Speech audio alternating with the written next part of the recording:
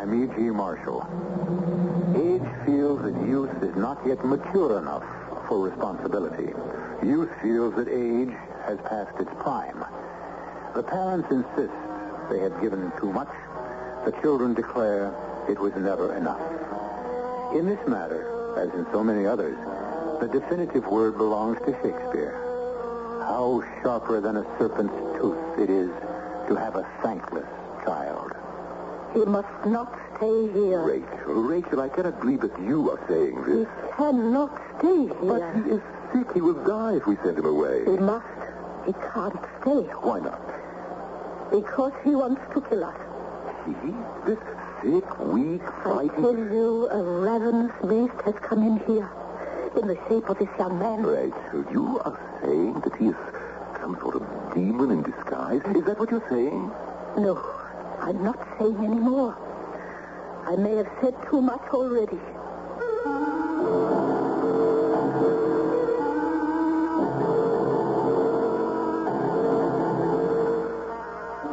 Our mystery drama, The Serpent's Tooth, was written especially for the Mystery Theater by Sam Dan and stars Norman Rose and Paul Hecht. I'll be back shortly with Act One.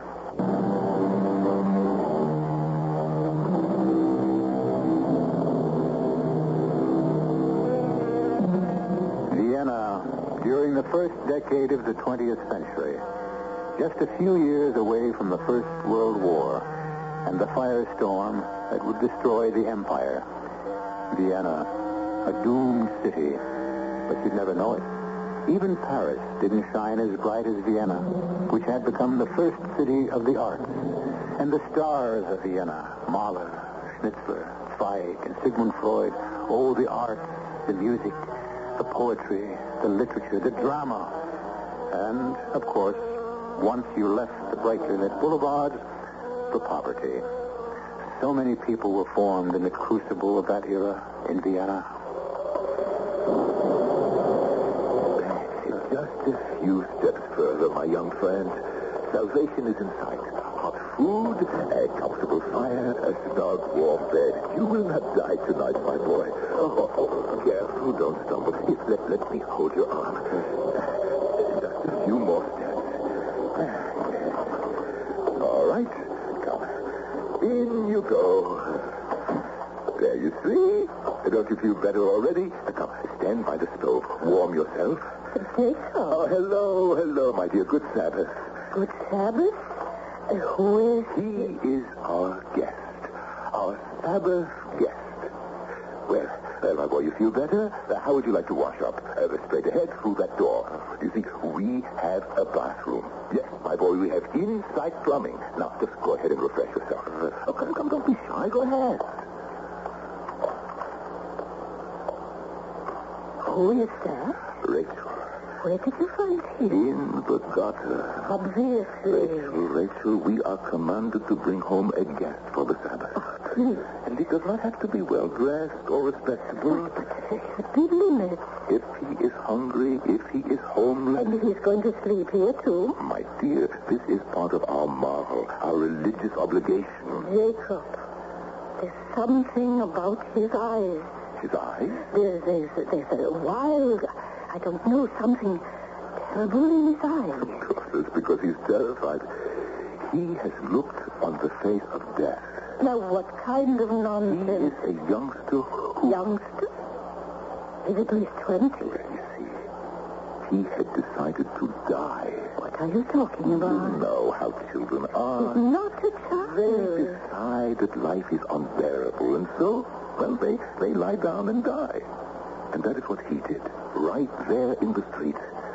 This is what he told me. No, he didn't tell me. He hasn't spoken a single word to me, but I can see it in his eyes. And there he was, lying in the gutter. I stumbled over him. He could have been drunk. No, not a sign of liquor. I know that if I had not picked him up, if I had let him lie there, Rachel, he would surely have frozen to death. All right. And besides, he is an artist. How do you know? In this little bag, obviously all he has in the world, a threadbare shirt, some torn socks, and look, paint brushes, pieces of charcoal, and some small sketches. And they're not at all bad. Who knows? We may have saved the life of a future genius.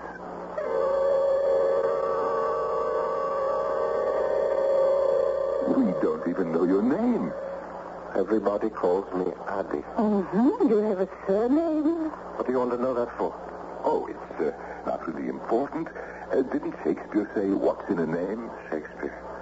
He was an English poet. Oh, yes. I don't like him. What? You don't like Shakespeare? I hate all English poets. I despise England. Oh, really? The English are very fine people. Anyhow, you do not have to tell us your name, Artie. And, well, I understand why you don't want to. Is that so? You're hiding from the police. What do you mean it's hiding from the police? Well, Rachel, it's a perfectly normal thing today. Thousands of young men are doing it. You see, they do not want to register for military service. Isn't that true, Adi? The food is getting cold. Yes, my dear. We must have the kiddush and the prayers for the bread and the wine. The bread and the wine. It's like the Catholics. Oh, are you Catholic? I was born a Catholic. Where I come from, everybody's a Catholic. But me, I'm nothing. Oh, come now, Adi. Everybody is something. Oh, yes. Yes, I shall be something. I shall certainly be something someday. But you see, right now, I don't know what my something is. I can almost see it. Bits and pieces of it exploding in my mind. But so far it hasn't come together to form the picture. You know what I mean? Oh, yes, of course. And the colors, also sharp. Blood red, ebony black, shimmering white. Yes, you will be somebody, all right. You will be a great artist. How did you know I'm an artist? Well, it's obvious. It is. It is written on your face. You have the sensitive features of an artist. The deep, brooding eyes. You really mean that? Artie, can we fight fate? Look at what fate has done. Fate has brought you, an artist, to me, an art dealer. You're an art dealer? Well, I'm not very big or important as an art dealer, but we are well matched. You are not a very big or important painter. I give you my word. I will never desert you. When I become famous and fabulously wealthy, you will still be my dealer. Shake hands on it.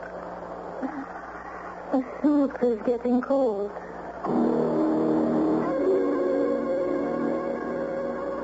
Jacob, this guest of yours. Adi. Well, how long is he supposed to stay?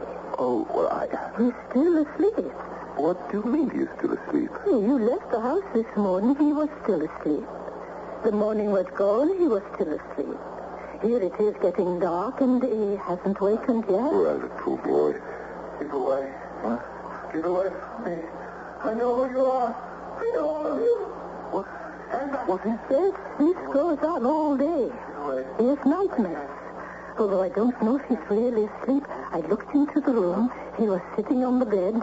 What's the matter, I asked? And what did he answer? Nothing. You don't know me now, but you will know me. No, Rachel. You will know me one day. Something's the matter. You're telling me. I better see what is wrong. Jacob, please. This boy, this person, he can't stay here. He's a poor, sick human being. I'm scared. Scared of what? Of him. Of him.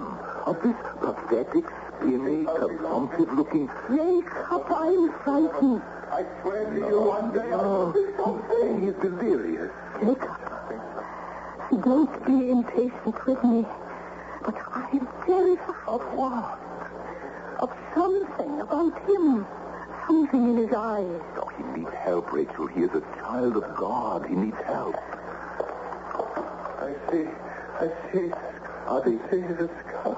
Adi, my friend. What is it? It's me, Jacob. What's wrong? Why do you sit there and stare like that? See the skull? Gleaming white skull. The piles of bones shining in the black night. And the blood. It has dyed the earth red. Burning, crimson, red, white, black. No. Of course, how do you see it? It is the painting in the museum. The painting of death by von der Slate. Now, come. You better have something to eat. Adi? Right. Adi. Rachel, he is sick. He needs a doctor. If he's sick, take him to the city hospital. Oh, Rachel. That's what the city hospital's for, isn't it? They have a charity ward. The charity ward? Oh, no, Rachel. People only go to the charity ward to die. It's not our responsibility. Please, don't talk like that in front of him. He's a human being. He has feelings. Doesn't hear a word you're saying. He's mad. Look at him. Why? He's mad. I'll run out for Dr. Block. In this weather, you'll catch your death of cold. No, I'll just warn me. But Block is an old man. He'll catch his death. Don't you understand? We are responsible for this person. Why? Rachel, what are we arguing about? We never disagreed on helping another human being before. Why do we fight about it now? I'll pay for a carriage. Take him to the hospital. Let me call Dr. Block and we'll see. Yes. We will see. I said we'll see.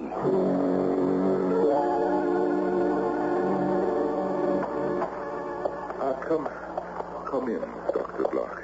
I better get warm at the stove before you see your patient. Oh, Dr. Block, you shouldn't have come. No, shouldn't have come. But I was told I was a very sick person in this house. Rachel, what is the matter with you? Nothing. But your face, it is so flushed. You look so nervous. I'm all right. There is the patient, Jacob. Come this way, Doctor.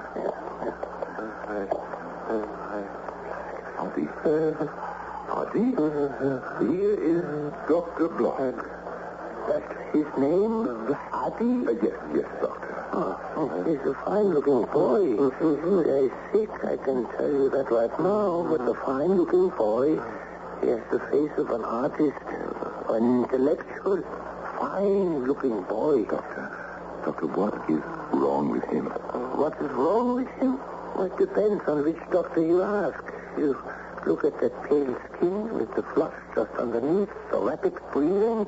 You feel that racing pulse in the vein running down the temple. You see it throbbing. Yes, but what is wrong with him? Be patient, I will tell you. Dr. Freud, for instance, this Dr. Freud would say, we see here the classical signs of a deranged personality. But what do you say, Dr. Block? I say it's pneumonia. Pneumonia, that's awful. What are we going to do? He has to go to the hospital. How can he go now? He needs the kind of care only they can give him. Wouldn't he be better off in the hospital, Doctor? There's no question about it. Well, you see, Jacob, you see. But it is too late now. He can't travel in his condition. He can't. Move him now, take him out in the street now, he will die. You see, Rachel. No, his only chance is to stay here. Keep warm. I will leave you some medicine, and everybody pray. I want you to wrap him in blankets, Jacob. And I will call a carriage. And we will say... You didn't hear what the doctor said? He will die. Then... I'm sorry. But he cannot stay here. But why, Rachel? Why? Because he intends to kill us.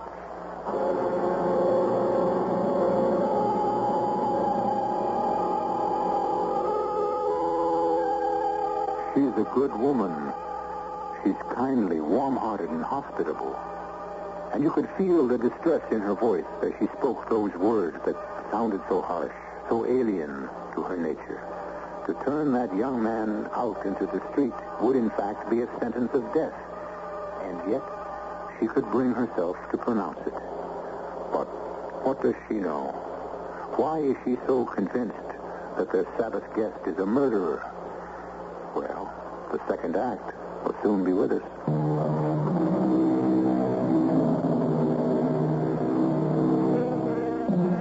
Are the eyes the true mirror of the soul? Is what we are really written in our eyes? If so, how clearly? And to whom is it given to be able to read the message? Rachel Cohn looks into the feverish eyes of a mysterious young man, and in them she sees one word written in letters of blood. And that word is death. I can't believe this is you, Rachel. I cannot believe that this is my wife. You say this young man intends to kill you? Oh, Doctor, yes. I see it in his eye. I'm so frightened. Of what, my dear? White, black, red. Of what he mumbles in his sleep? After you left, Jacob, I came in here to look at him, and I could see those awful colors, red, white, and black, clashing in his eyes.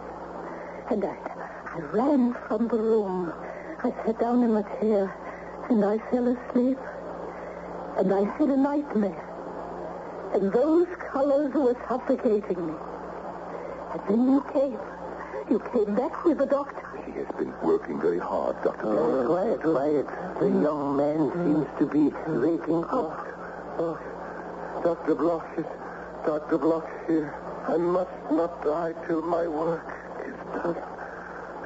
Save me, Dr. Bloch, for my mother's sake. Please. Doctor, if he is fallen asleep, and that is the best thing for him. See that he takes this medicine. Yes. Rachel, I'm sorry I spoke so loudly to you, but could we turn him out to die? Could we? I don't want to talk about it. But we must, because, well, this is so unlike you. Very well. Suppose some ravenous beast, some deadly, poisonous snake had come in here to live in human form, in the shape of that young man. Do you know what you are saying? Even the most ignorant, superstitious peasants would hardly believe... Dr. Bloch, I appeal to you. Why not take her to see this, Dr. Foy? Do you hear what she is saying? That this sickly young man is actually a dangerous, murderous beast in human form. That is what you're saying, isn't it, Rachel? I'm not saying anything. I have an idea. I may have said too much already.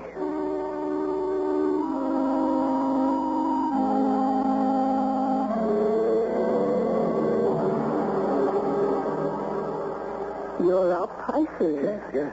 What a glorious day. Yes? What little that's left of it? You don't like me. But I like you. You remind me of my mother. She's dead.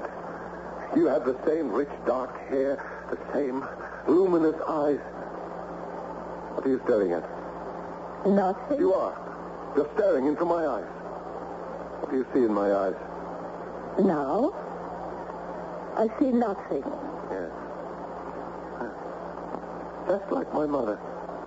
Beautiful, kind, and strict. Oh, yes. You have to behave yourself around my mother. My father, he was very loud, and he threatened, but he never did anything.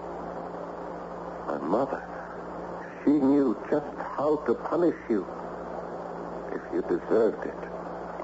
Your soup is getting cold. You and my mother, you always worry about food getting cold. I have an older brother. He will end badly. When he was 13, he was arrested for stealing. And later on, he was arrested again. My mother wrote him a letter in jail. Do you know what she wrote? Ask me.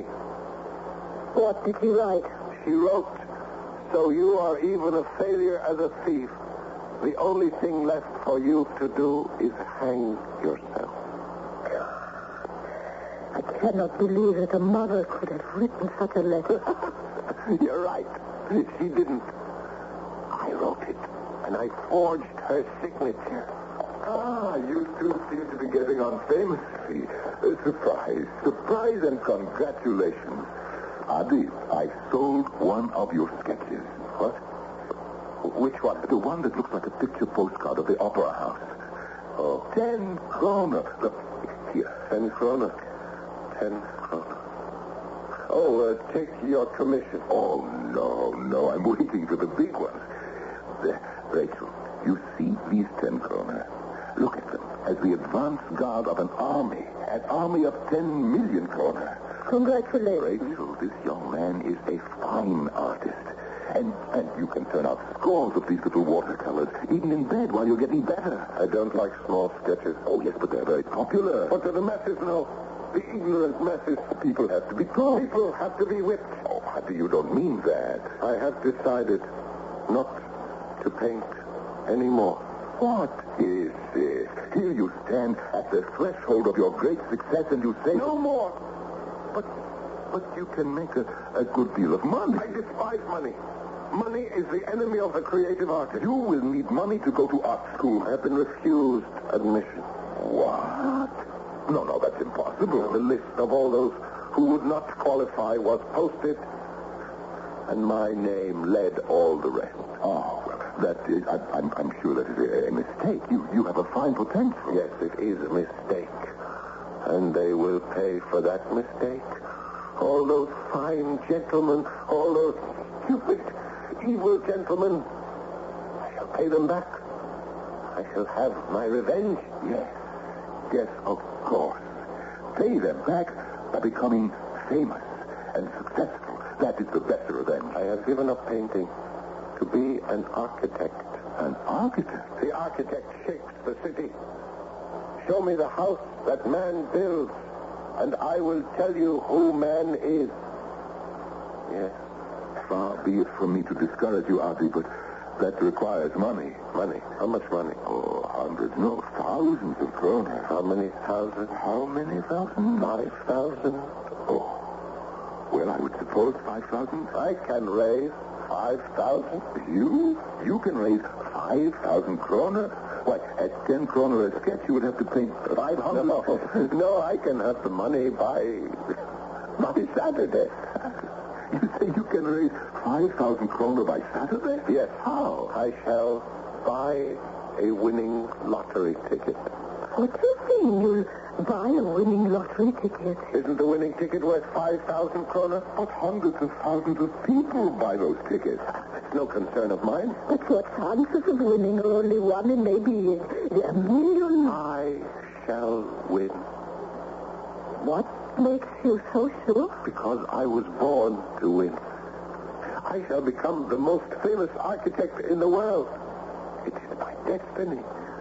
Well, if you really believe that... Rachel, why do you feel you must discourage me? No, Herr Jacob. Frau Rachel is only doing what she must.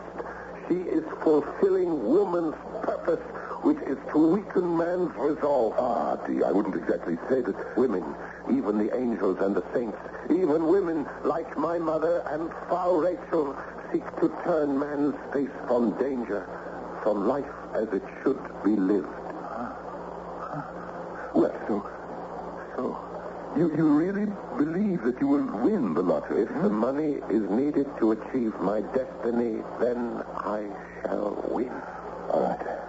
How many tickets do you want me to buy? What a question, Herr Jacob. What a question. It's only necessary to buy one.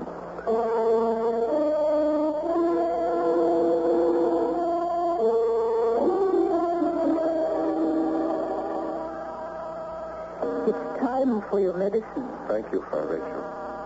How do you feel? I think I feel stronger. Yes, much stronger. Would you care to see some of my sketches, my architectural sketches for the new city of Lis? Do you have to do them in color? Red, white, black, as if they're moving, as if they're alive. They keep twisting and changing. That's exactly how I see it. This building here, what is it? It frightens me. This building? Yes. Why does it make me think of death? How did you know? How did I know what? That's what it's supposed to be. A house of death. house of death. A slaughterhouse? Oh, yes. I know it's not nice to talk about such things in polite company, but it's necessary. These are necessary places, and they must be built. How is our patient today? Good afternoon, Herr Jacob. I bought you a raffle ticket. Thank you. I hope it is a winning ticket. It is. Why are you so sure? Because I will it to be. Oh, you will it. To a man of iron will, nothing is impossible. My ticket will win. Well, it looks like a lucky ticket. 333777. 3 is the mystic number. 7 is the lucky number. Jacob, what kind of nonsense is that?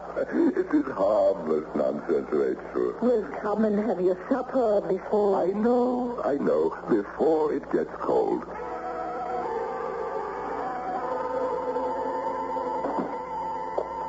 Red, the patient is asleep. Doctor, I must know if he's still in danger. Yes, and especially with the weather being so treacherous. I'm worried. He isn't getting better? I'm worried about you. About me? Why? Rachel, I have never seen a person change so much in such a short time. You look like an old woman. Thank you. Your face seems to be ravaged. You are so nervous. Perhaps you need a tonic, yeah? I need something to make me sleep. Why can't you sleep? Because I have bad dreams and they wake me up. Bad dreams? It's like nothing anyone could even dream about. All I know is that there are colors, red and white and black. That's all. And how long has this... You know how long. Since that young man came into this house. And I feel what I feel. But that doesn't mean I'm the one who's crazy. Rachel. Oh, and Dr. Blum. Oh, do I have news? Tremendous news. Fantastic news. Rachel, see if you can guess. Well, tell it or don't tell it. Oh, this is not something you just blurt out. This is something to be savored. I'll give you a hint. It concerns Arby. It turns out he's Prince Franz Ferdinand in disguise. That's impossible. He doesn't have a Habsburg king. Oh, the two of you. No imagination. This young man is now someone worthy of respect. This is a young man of sensational personal power. This is a man who can will things into being. Please. Remember he said that he could will the winning ticket? The numbers were posted this afternoon. Remember his number. Remember. 333777.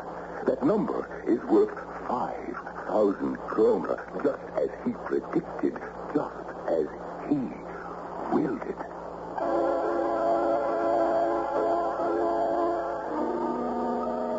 The power of the mind.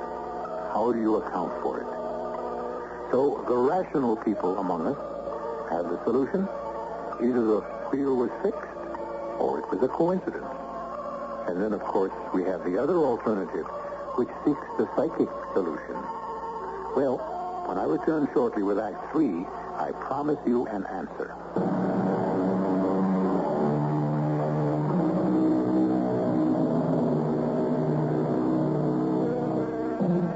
Can we determine the shape of the future? In a general way, the answer is yes, of course. Our actions today will create our tomorrow. But on another level, can we determine the fall of a card if our fingers do not hold the deck, or where the wheel will stop if our hand does not spin it? In other words, can we will the outcome of an event through the psychic forces of our own mind? Can you imagine? Come, let us tell him. Tell him that his prediction has come true. He won the lottery. Doctor, is he well enough to hear such news? It is sure to make him better. Adi, are you awake? Oh, Good evening, Herr Jacob. You were right. How right you were. Do you know what happened? You won the lottery. Oh. Oh, you mean you win 5,000 kroner and all you can say is, oh? Why are you so excited, Herr Jacob? Why? Well, because, well, it's the money you said you needed. I no longer need that money. Oh, you think you don't. You young people, you believe the world spins on love and ideals. No, not I. Well, be on the safe side and put the money in the bank. If you give me your ticket, I'll cash it in for you. My ticket? Yes, you have the winning ticket. I'll be 3377. Where is it? Where is it? Auntie, don't tell me you lost it. Oh, no. How could you lose it? You have not been out of the house. I didn't lose it. That is something to be thankful for. Come, where is it? I destroyed it. No. You what? I tore it up and I threw it away. You tore it up? When? The day before yesterday. But why? Because I don't think I shall become an architect. But I thought you wanted to because it was your destiny. A man can change destiny? But would that be a reason to tear up a lottery ticket? Yes. No, I don't understand. Hey, Jacob, why did I buy the lottery ticket? Because you wanted to win the first prize, 5,000 kroner. Why? Why? Because it will be necessary for your architectural career? Yes. But since I do not intend to be an architect at this time, there is no need for the money, and I lost interest in the ticket. But you didn't have to throw it away. Yes, I did. Yes, I did. Why? Because I'm afraid I would be seduced. Seduced? By what? By money. Money is the most obscene, the most demoralizing, the most destructive prostitute of all. No. Adi, it is how money is used. Money is not the root of all evil. If you read your Bible carefully, you'll see that it says love of money is the root of all evil. With all due respect, Herr Jacob, it is the Bible that is the root of all evil. The Bible of Judea and the Bible of Rome. It unmans us all with its false comfort for the weak and the meek. Well, I'm sure if you read it carefully, both testaments, mine and yours. I have no testament, but I have seen the weak and the meek. I have starved in the gutters with the weak and the meek. And why are they weak and why are they meek and why do they starve? Because they have been fools. They think it will all be made up to them in another world, a better world. But this is the only world there is. Adi, if you do not intend to become an architect, what is it that you want to do? Oh, I have already decided that. I have chosen a very important endeavor. I'm going to write an opera.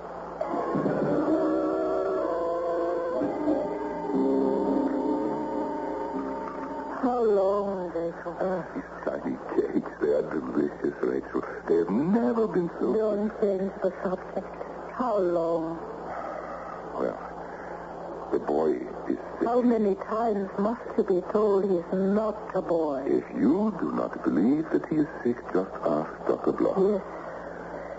He's still sick, but he can be moved to a hospital. Rachel, do you realize that from the split second he came into this house, you took a severe dislike to him? I can't help it. Maybe I can see into the future. That is impossible.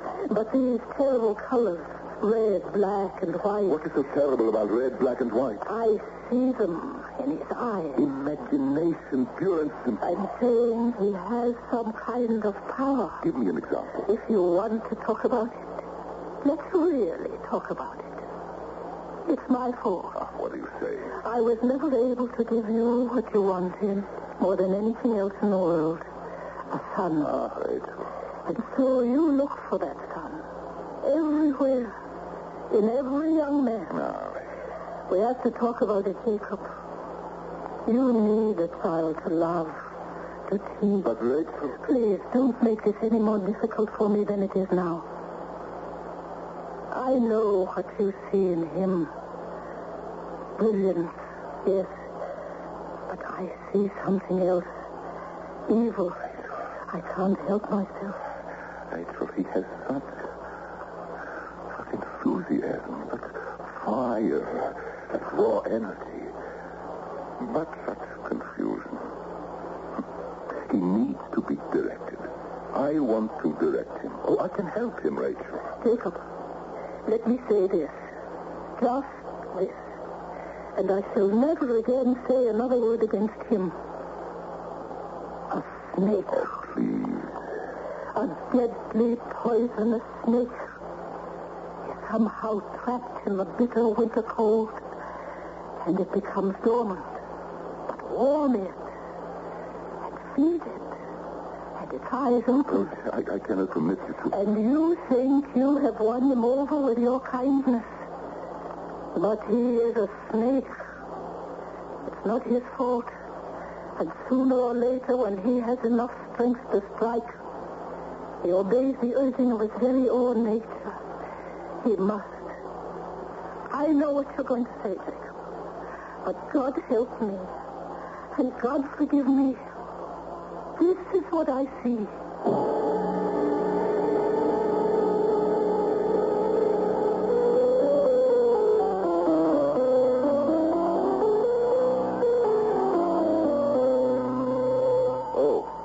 Frau Rachel.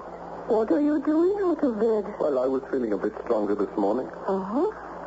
I didn't know you played the piano. Oh, yes. I have a friend back in Linz, August Kubizek, a Guster. He's a musician. You'll meet him one day. I would listen when he took his piano lessons, and that's how I learned. You play very well. But I don't know how to write music. You see, I am able to compose music, but I don't know how to write it. Well, you could learn. I have no time. I have so much to do. Do you write music, Frau Rachel? A little. Oh, well, would you help me write down my opera? It's the kind of opera Wagner would have written. He should have written it, but he didn't. And so I shall. All the music is running through my head. Do you have a name for the opera? I have the name, the story, everything. It's called Wieland the Smith. It's the ancient heroic legend of Wieland. You see, one day, the wicked king cruelly, carelessly lames Wieland for life. And Wieland takes his terrible revenge. He rapes the king's daughter, he kills the king's sons, and then uses their skulls as drinking cups for wine. But, isn't that somewhat... And in the glorious climax, he hammers a pair of wings in his forge, and he flies away. Can you see that shining moment? What is the purpose? Revenge. Wieland the Smith is the personification of revenge. Implacable, ruthless revenge. But is it necessary to be so violent? Yes. Violence, storm, stress. Wasn't that how the world itself was created? Well, there are beautiful things in this world, too. Yes, Frau Rachel. I agree. And the most beautiful thing of all is violence.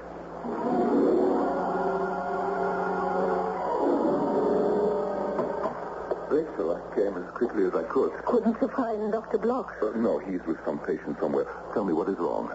Adi, I'm worried. You worried about Adi?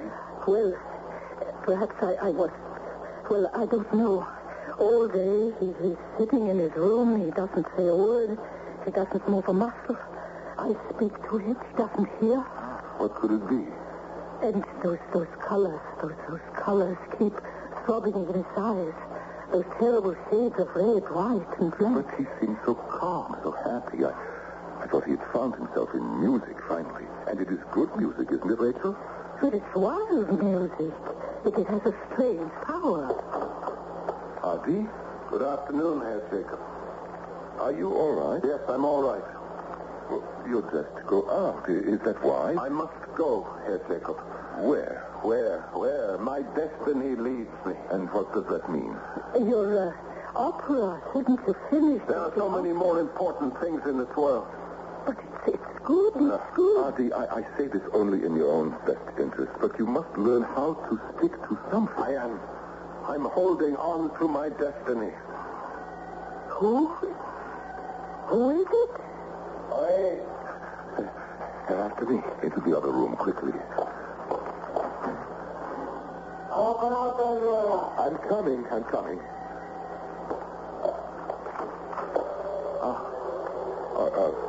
Yes.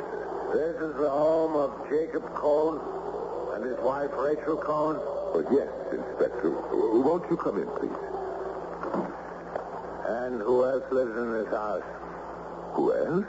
You know the law. All persons domiciled in an establishment must be registered with the police. Well, there's just the two of us. Well, that answers one question. The second question, you are Jacob Cohn, the art dealer? Yes. We are looking for a young man who was not reported for his military service. We have here his photograph. Have you seen him? Why should I have seen him? We have reason to believe he is an artist. He may have tried to sell you some pictures. Examine the photo, please. Have you seen him? No. And you, Frau Cohn? No. Very well. If you should ever see this young man, should he ever approach you, it is your duty as loyal subjects of His Majesty the Emperor to notify the police. Yes. Yes, Inspector, we understand. His name is Hitler. He's also known as Adi. Yes, Inspector. That is all. Good day to you. Good day. Inspector. No, wait. Let me make sure he's gone. All right, Rachel, it's clear. Adi, he's gone. Thank you. No one has ever done anything like that for me before. It is nothing. It's everything. But is it safe for you to go? I know how to avoid the police. Good friends, kind friends, I must leave you. Where will you go? I cannot stay still, remain in one place. I must always move. I can never be at rest, at peace. You'll get older. You'll look forward to a little peace and rest. You'll come back. You'll see us sometime. Oh, yes, I'll come back, Frau Rachel. Herr Jacob. I give you my solemn oath. I shall come back.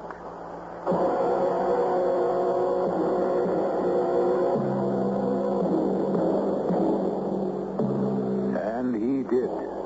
Almost 3 decades later. He came back in a swirl of the red, white, and black. A sea of red, white, and black banners. A stark black swastika centered in a pale white circle against the blood-red field. He came back to realize his vision. The gleaming white bone shining in the pitch-black night, while the earth had turned a burning crimson. I shall be back, but for a more peaceful purpose.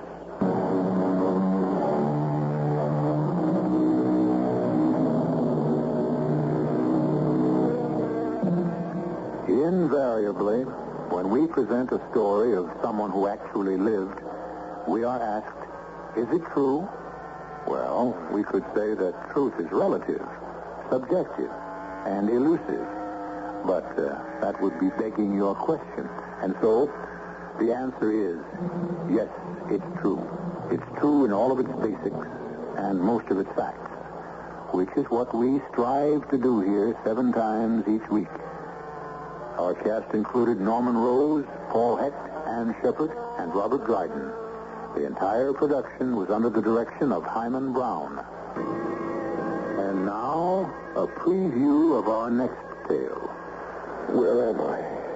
These are the Sandwich Islands. Where? Why is it so dark? Rest easy, Captain Fenright. You are in good hands. I am the Reverend Elihu West, and my daughter, Mistress West, is with me. Lie quiet while we minister to your wounds. What did you call me? Captain Fenright. Oh, what is this? What's happening? I'm not Captain Fenright. I'm Walter Davis. The Sandwich Islands. They're on the other side of the world. And why is it so dark? Is it night? No, Captain. It's high noon. Then why can't I see anything? Oh, hush. You've been hurt. Hurt? I'm blind, I tell you, blind. Oh, Lord, what is it? Am I dead? What's happened to me? What? Z.G. Marshall inviting you to return to our Mystery Theater for another adventure in the macabre. Until next time, pleasant dreams.